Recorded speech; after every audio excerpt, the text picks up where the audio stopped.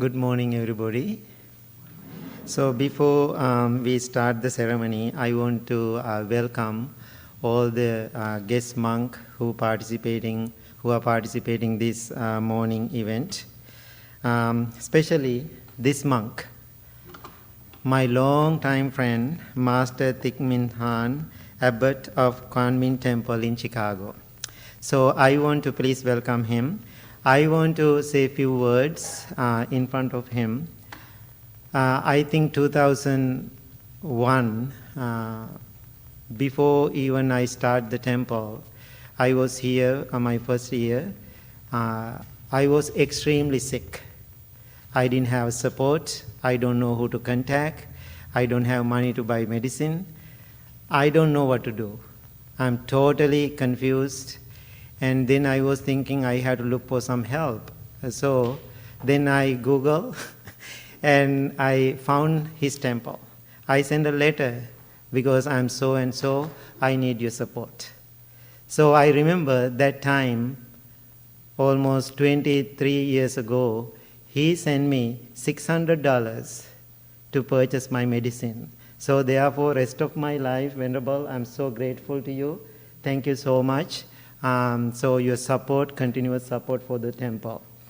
And the next, Master Thich Minh Binh, Four-Hand Temple in Rockford. Thank you so much for participating. And last, Master Thich Quang Han, Quang Minh Temple in Chicago. Thank you so much for coming. So everybody know Bhante Rahula. I don't. I don't even care.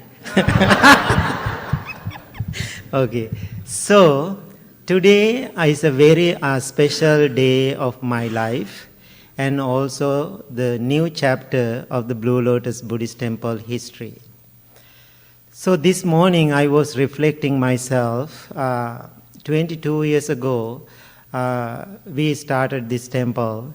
That time I didn't have no idea what I'm going to do, what will going to happen in future. I was living in Cary, Illinois with my host family.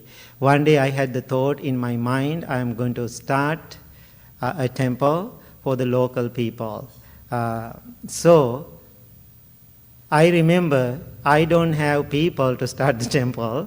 So can you believe how I started my non-profit? And the Blue Lotus Temple non-profit, my host family's kitchen, I put as a board members, myself, husband and wife, another friend of mine. So that's how I started the Blue Lotus Buddhist Temple non-profit 23 years ago. So anyway, everything happened in people's mind, good or bad, because of one single thought. One single thought. So I was running temples, I was doing my leadership. I think right after I became a monk, age 18, I was giving the leadership to people in my life. Therefore, I have lots of experience. I'm so humble to say that. Then age 21, my teacher sent me to Australia. So people who know me closely, they know I'm a very active person. I cannot sit still. You know, it's not the bad thing. I want to do something always, help the world, because when I'm doing so many things in my life, sometimes it's so annoying to other people. Because that's my nature. I'm non-stop. I'm doing and helping the world, creating opportunities for people to find peace. I remember one time, one of my teachers, because he couldn't handle my energy, and so he said, you know, he was frustrated because of my energy, and he said, you born into this world in the wrong time. So that time, I was 15 years old, it hurt my feeling.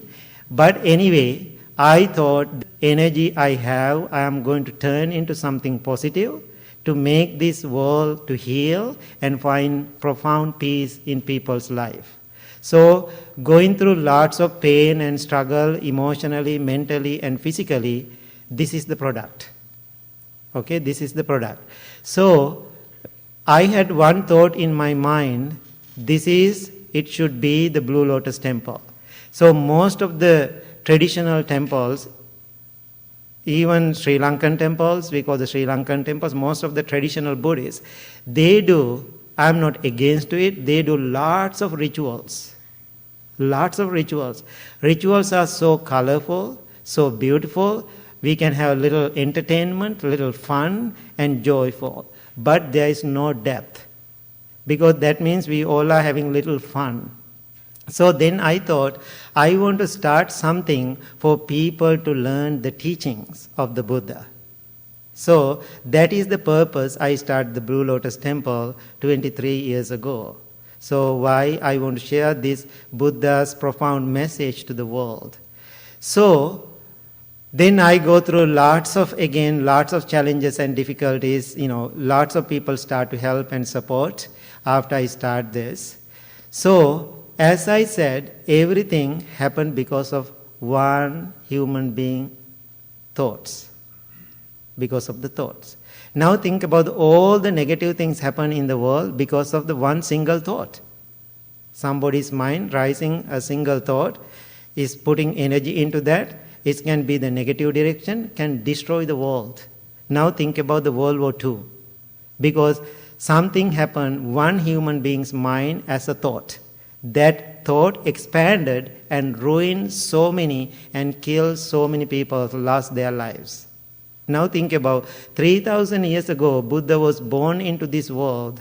Name of the Buddha, even because of his mind, because of his thought, how many thousands of millions of people right now in this present moment, they are receiving peaceful feeling, peaceful energy, calming the mind and meditating. How powerful somebody's one single thought. Okay? I know I am accepting, I'm a crazy person. So therefore, after I'm accepting I'm a lunatic, I'm crazy, even somebody tell me I'm a lunatic and crazy, it doesn't affect me at all. Why? I already accepted that. It's okay. So therefore, the whole world come to me and say, I'm a lunatic, I'm crazy, whatever negative words they are using for me, it doesn't affect me at all because I know I'm crazy. Okay? So, sometime, thoughts happening in my mind, middle of nowhere, then processing it mindfully, not emotionally, then I'm trying to make the decisions. Okay? So, last year, one of my friends, he's a doctor, he's a Vietnamese, and he said, the 45 years I didn't go to my country. Because during the war, Vietnamese war, he came to United States. Last 45 years, I didn't go to my country. I have lots of anger. I have lots of hatred in my mind. I have lots of fear. I have wounded mind.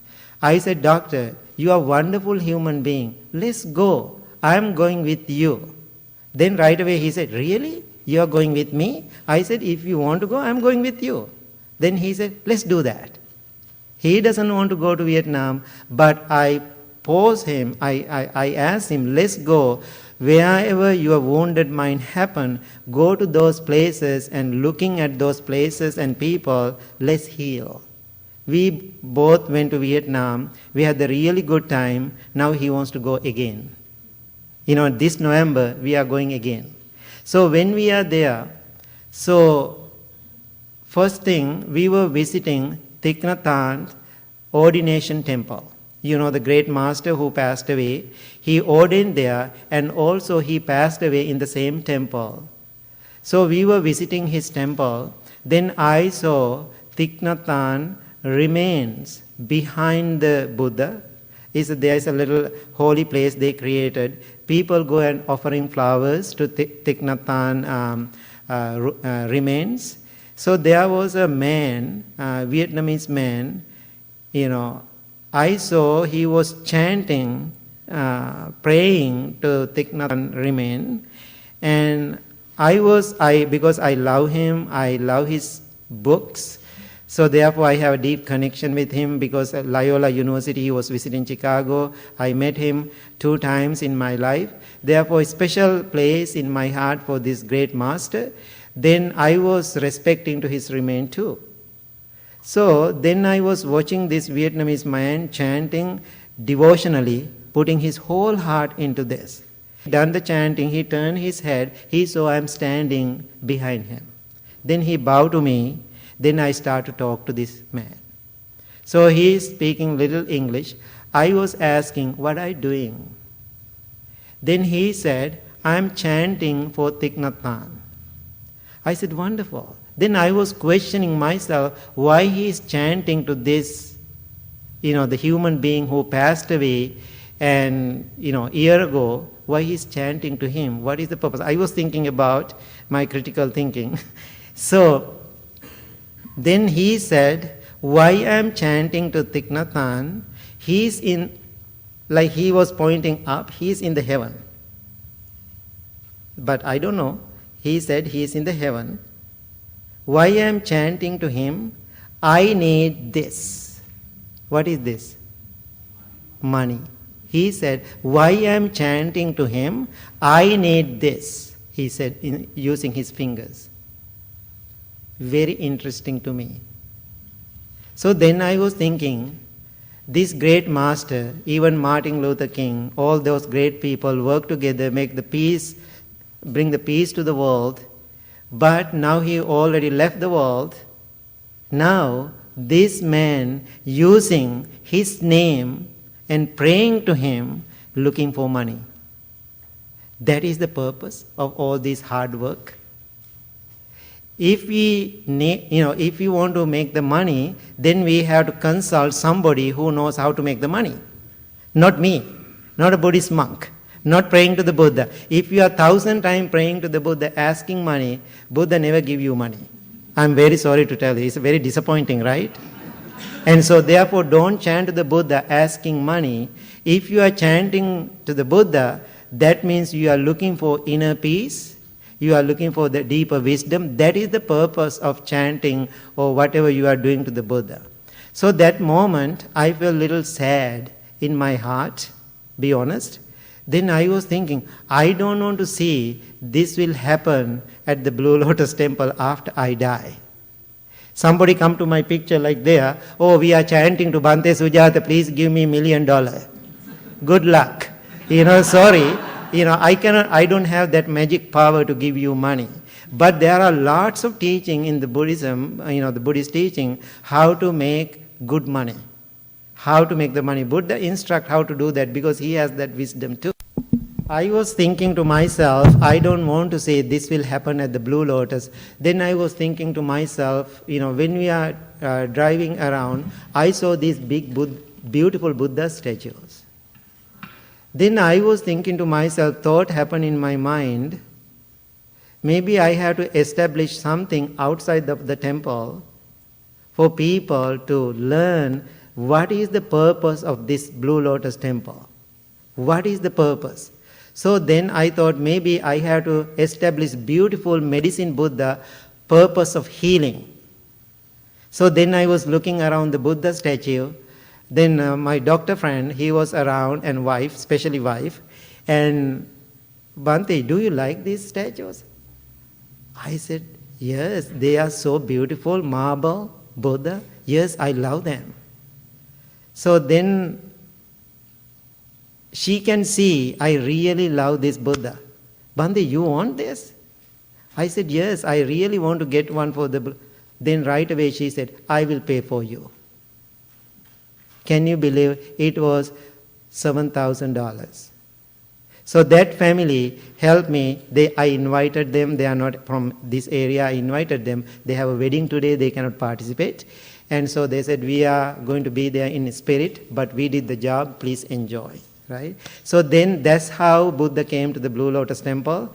Then shipping and all those things. Tessa, Tyler, Rebecca go through lots of pain because of my crazy thought. So I'm very sorry, Tyler and Rebecca and Tessa, I'm very sorry. I gave you lots of pain and challenges and difficulties during this process, but today we are going to enjoy. Then the second, the thought happened in my mind. Bhante Rahul also know, couple of times happened at the temple.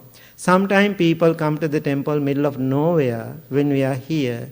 One day, when I am walking into this building, there was a man sobbing here and touching the floor and crying loud, like putting hands on the floor, and then we gave him tissues. There was another monk, he got scared. He was thinking something wrong. Then I walk into the building, I can see he's sitting there. Then I was sitting next to him, I gave him a tissues, and he was crying emotionally like a child. Then he said, "Why I am here? Today I am going to take my life." Then that moment I felt, no, it's never happened. So I'm going to save his life. We were sitting and talking, he also came, we support that person to take care of his life. Then another day, we both outside, we were waiting there in the summer day. Somebody came and walked into us and said, announced to us, right, he's going to kill himself. So then he said, okay, I'm leaving. He was getting to the car. Then I said, don't go. We asked him to come and we talked to him. I think still he's text messaging you. And so, however, we save his life too. So therefore, other thought happened in my mind, not like a traditional Buddhist countries. This temple is not 24/7 open to public because this is America. America is always open hours. Right? So in these open hours people are coming. But Buddhist countries, most of the Buddhist countries, temple are open to the public 24/7. Anytime they can come and meditate, but we cannot do it here. So then I had the thought, people sometimes looking for refuge, looking for help, they are coming to this place, sometimes doors are shut down. I don't know how many people left disappointed when the doors are locked. So then other thought happened in my mind. Because of that, I want to establish something outdoor. People can come and sit down and meditate. That is the purpose of healing Unity Garden. Does it make sense now? So sometime in the beginning, people are so confused. Even our close friends are so confused. What this crazy monk is doing? So after I purchased the statue, I sent the text message to Tyler. Tyler, I got the marble Buddha. I didn't inform to anybody about it. I just said, oh my God. That's Tyler's word. Oh my God. What you are going to do with that? I said, I don't know. We'll see. Right? And so, however, I really believe my inner thoughts, because so far, whatever good thoughts happen in my mind, those thoughts didn't hurt to anybody. So always it is supporting to people. So therefore what I'm asking you today, all of you, please consider outside Healing Unity Garden and the sacred place for you to come and sit and meditate.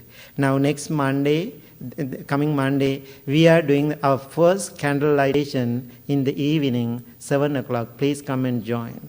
And also, when you come to that place, that is not the place for just sit down and smoke. Right? That's not the place for go and park your bike. That is not the place, like a storage. That is not the place we created. Sometimes people don't know. Sometimes people misunderstand. So therefore, whoever come to the temple, what I'm asking you all, go to that place, 1 minute, bow to the Buddha, bow to the Kuan Yin, and there is a peace bell. You can ring the bell and put your heart into that earth. Put your energy into that place. Then one day birds will come and rest there. People can come and find peace. So therefore, I think your thoughts, your intentions, you have to put into that ground. Then make it that a holy place. So temple is inside building is totally shut down, but still you have a place for you to sit. Now think about this hard day, difficult day, emotional drain. So that day you can come to the healing garden and sit for a while. So when anybody travel to San Diego, there is a self-realization garden. You have seen it's a beautiful garden, self-realization garden. I have been there a couple of times. When you go there, I feel all my wounded heart get healed in that place. So therefore, my intention, bring this feeling into the Blue Lotus temple. This makes sense? So maybe if you have a flower, you can bring that flower and offer to the Buddha or whatever you want to do there. So always make your life there in that beautiful place. So anybody has any questions about this right now? About the healing garden before we start other part? Anybody? Yes. Can you explain a little bit about Kuan Yin? So Kuan Yin is a bodhisattva, So female version of the bodhisattva, way I understand, it is coming from this venerable tradition. And she is the embodiment of compassion. She hears all the pain and challenges and difficulties of the people. So therefore people go and chanting to her and praying to her, asking some healing. So that is the purpose of that. Right? Okay. So anybody else? Any thoughts? And also, how many tons is our medicine Buddha is 8, right? 8,000 pounds. Huh? 8,000 pounds. 8,000 pounds is the weight. So that marble Buddha. So, and also other beautiful thing, nobody believes there is such a beautiful place, middle of the McHenry County, far away from Chicago. People think, what? Buddhist temple in Woodstock? Sometimes people never believe it.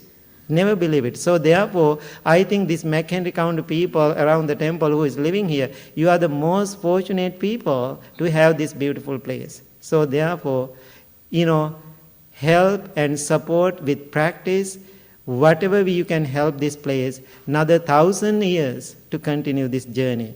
After we dig this ground to take care of this place, Bhante Rahula said one day he went outside, he can see all the bricks of the building of the foundation. Then he told me he went outside, he was touch his palm on this all bricks, and also he was thinking how wonderful that he put that energy. He was thinking last maybe 120 years ago when people built this building, somebody put their energy into this building. Now think about how many thousands of people receive benefit from this building right now. Then therefore I want to be a part of it too. He put his energy into that. This makes sense? So therefore whatever intention you have in your mind, sitting here in this beautiful building, and everybody sitting on this chair or cushion or use this building, that means you are putting your heart and energy into this place. Maybe within next 20, I don't know how long I am going to live. I don't know, I have tomorrow, I don't know. Maybe this is my last day. But in next 20 years, most of us are gone. But this place exists. This place exists. So therefore, it is not wasting your energy. And people always looking for peaceful world. If you want to make the peaceful world, make more peace in your mind, then we can help the world to make this world peaceful. So that is the purpose behind this healing unity garden. Okay, thank you. Tyler?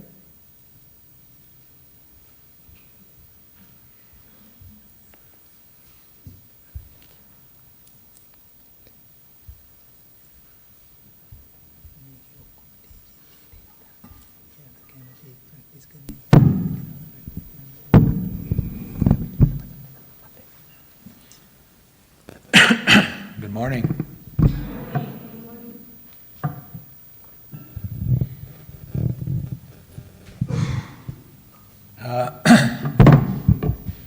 It was a long road to get here. We started this about 18 months ago.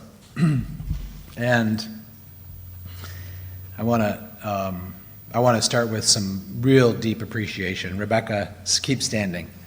Everybody, please just give me a round of applause for Rebecca.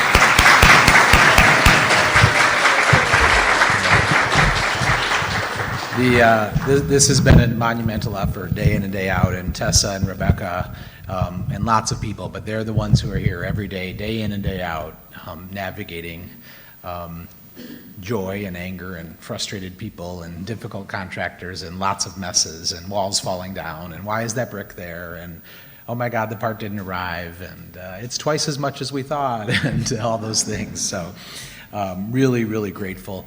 I don't know if Scott's here, but there's another guy I want to be grateful to. So about 50, almost 20 years ago now, this young guy, real awkward guy, begged me for a job and I didn't hire him. And that night I walked out to my parking lot and he was sitting on the hood of my car.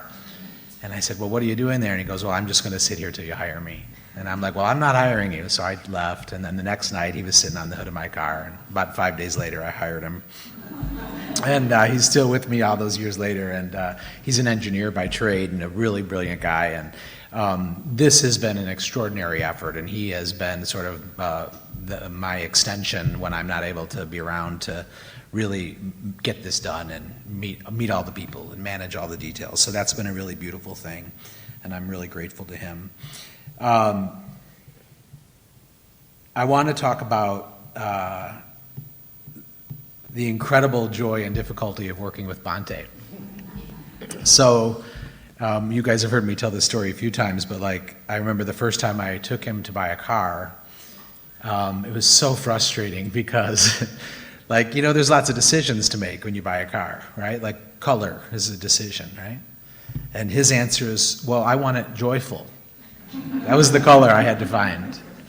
And then we would negotiate the entire deal, and I worked out the best price ever, and we'd be totally done. And then he would sit in the finance meeting and he goes, doesn't feel right. And he'd walk out after 4 hours in there, This is how it works. So luckily, I didn't know it back then, all those years ago, but this was training for how things would develop around here. And so when Bhante got back from Vietnam, he told me about his moment with Thich Nhat Hanh. And the way I remember it, but I also remember the much simpler version, which is what he often yells at me. And what he said was, we have to make sure that no one remembers me in that place. He said, you get anything of me out of there. I am here for the teachings. My purpose is to deliver teachings that came from deep wisdom. I don't want to be revered. This is not my place. This is the place of these teachings. And so I just want to really acknowledge that that's the level of intentionality that began this journey and to build this garden, was that level of clarity and commitment in that moment in Vietnam. And I'm just so grateful to be around somebody who has that sort of commitment. I think it's a really, really beautiful and rare thing. Then he and I took a walk on the prairie path to catch up. He'd been gone a little while. And I don't know if you remember, we started in McHenry Monk, remember? And we're walking on the prairie path, and he's telling me that the Buddha statue is coming. Now, Bhante is so brilliant and literally one of the naivest human beings I've ever met. So he has never, ever one time considered what it means to bring an 8,000-pound statue from Vietnam to a port in the United States or to bring it to Woodstock. Just take a second and imagine what it takes to even set 8,000 pounds down, right? The cranes and the platforms needed, and the where he was like, why don't you put it over there? And the city told me, well, you'll crush the water system for half the town, So we're walking, and these were Bhante's entire instructions. They were 3 very, very simple words. Make something wonderful. Those were his instructions to us. Make something wonderful. And that wonder, those instructions, they provide so much freedom for this to be a collective, for this to be a community cause rather than his directive. He had the understanding and the intentionality of the statue itself, and he had the intention of what he wanted it to do for our community and the gift he wanted it to be and the legacy of us to our next generation. He had that clarity. And then in his infinite way, he said, make something wonderful, which allowed us to invite so many people's thoughts in, and architects and planners, and should we do this, and should we do this, and should we do this? And the result is this collective effort and this spirit of really, really wanting to create a public declaration of the power of unity, right? I don't know of a time in my lifetime where we've needed to come together more. And so the idea that we were able to build a totally public, completely inclusive space where Buddha and Jesus and Mary and Kuan Yin, and hopefully over the years many, many other wisdom masters will be enshrined in this dedicated space that says we can come together regardless of our differences, that we can unify. We have more aligned than we have that we disagree with, and that if we set that deep intention, we can heal the world through that act of tearing down division and coming back together. And so I've been so deeply frustrated by how long this project took, over a year longer than it was supposed to. And I'm now standing here like so certain of the wisdom of the timing, because I just can't think of a better time in the next, little while here where we could stand as messengers for this deep message of coming back together, recommitting to each other, finding what we love about each other, and standing together unified. What a really beautiful offering that we all get to give to the community. So this morning, I typed in the words, "make something wonderful," because I was thinking about what I wanted to say, and after he gave me that instruction 18 months ago or whatever it was, I'd been thinking about it, but I never looked into it. It turns out that there's actually a book that Steve Jobs' wife put together after his passing, and the title of it is "Make Something Wonderful." And the opening paragraph is Steve Jobs' own words, and so I just want to read it today as part of our opening. "There's a lot of ways to be as a person, and some people express their deep appreciation in different ways. But one of the ways that I believe people express their appreciation to the rest of humanity is to make something wonderful and put it out there. You may never meet the people, you never shake their hands, you never hear their story or tell your story, but somehow in the act of making something with a great deal of care and love, something is transmitted there. And it's a way of expressing to the rest of our species our deep appreciation. So we need to be true to who we are and remember what's really important to us. Make something wonderful." Grant, you got your timer on you? I do. Okay, so I need you to time something for a minute, but not yet. How many people in this room have given Bhante their gratitude? How many people have been grateful to him and told them that they're grateful to him? Everybody in some way, shape, or form? All right. Now, I'm going to speak on behalf of all of you. I know that the only answer he's ever given you is thank you. And then almost immediately, he's distracted by your trying to be generous or grateful to him because someone else needs something. And he immediately turns away from that acknowledgement and that gratitude and immediately starts helping someone else. Immediately. We all know his health journey because he's unable to stop. We all know that he has this inner commitment to give and give and give. And there is a brokenness in Bhante that I want us all to fix today. He is unable to accept love and appreciation for longer than it takes to say thank you 3 times. So how long does it take to say thank you 3 times? Would you time me? Yes. Okay. Thank you, thank you, thank you. How long was that? 4.5 seconds. Okay.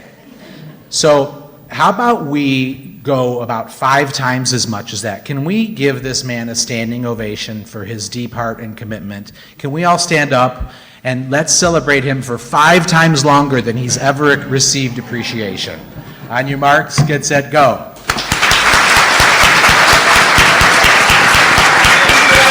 Thank you.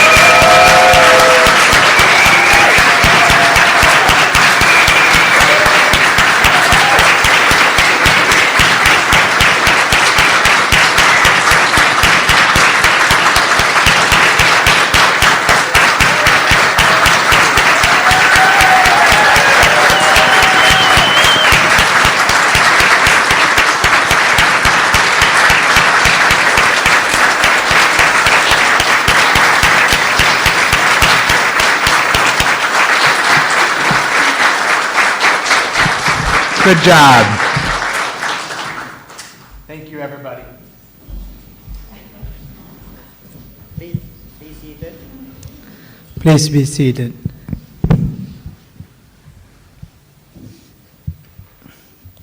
Good morning, everybody. Well, I'm not going to ask you to clap for him again, so that's enough for the rest of his life. That's a lot of clapping. So, first of all, thank you all for coming today. I am so grateful to be here. We all are here, like Bhante mentioned, just one man's mission. That was the Lord Buddha for 2,600 years ago.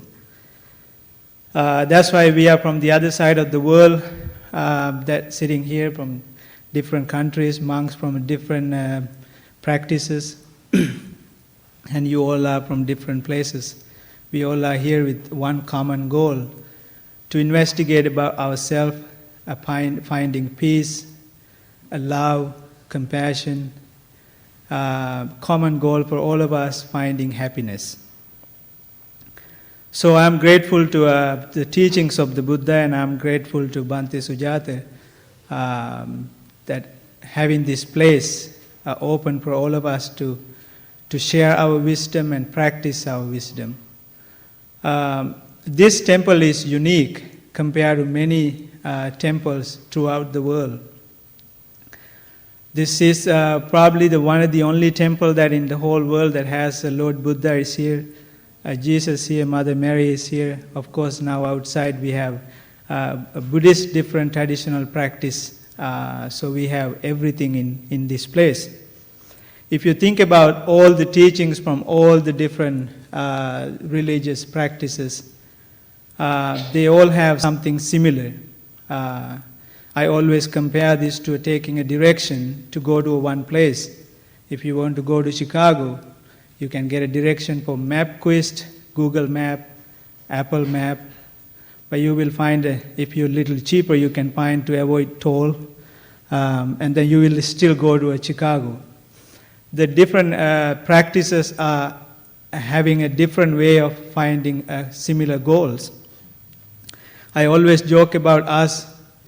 If we have somehow asked Lord Buddha, Jesus, Prophet, all these leaders, religious leaders to come today to life and sit in front of us and asking them, what do you think, how we are doing? And they're all going to say, like, you guys are crazy, because this is not what we taught you. So this place is unique because you can follow whatever you are following. You can be Muslim, you can be Christian, Catholic, Jewish, you can practice Theravada Buddhism, Mahayana Buddhism, whatever you are practicing. But the Buddhist practice is, there is no religion to it. It's a way of life. So you can follow whatever the religion, whatever your heart asks you to follow, but you can still practice the Buddhist teachings of practicing. So that's what the dedication of outside for the Unity Healing Garden. If you have something that you are practicing, if you have something that you are praying for, something that you want to bring it out there, you are more than welcome to bring whatever that you are practicing, that you are believing, and bring in and collecting that energy that, as Bhante mentioned, whenever you go there, when you come to a group environment, group practice, it's so important because we all have a same sort of energy that we all carrying. And then when you come out there and go there and then give your energy to that place, it will be wonderful because today is a unique time and a unique day for all of us because you are a big part of this temple for years to come. This Unitarian Church originally built in 1865, and we don't even know who helped to build this beautiful place. That's why when Bhante said that when they have this groundbreaking, I went there and wanted to touch the basement because some people 130, 40 years ago touched that place and built, and here we are from a different part of the world coming to one place to share one a common goal of finding happiness. So this place will be to open to a lot of people to come in the future for hundreds of years to come to. So we are a big part of that. So that's why going there and putting your energy out there is so important. So I just wanted to thank you, every one of them, Tyler, Rebecca, Tessa, of course, Bhante's mission. And there are lots of people who volunteers came and helped to be in that place, having put new flowers and all those things. So thank you all for coming together and helping what Bhante's mission come to a picture of what we are seeing today. So thank you all for coming today, and thank you very much.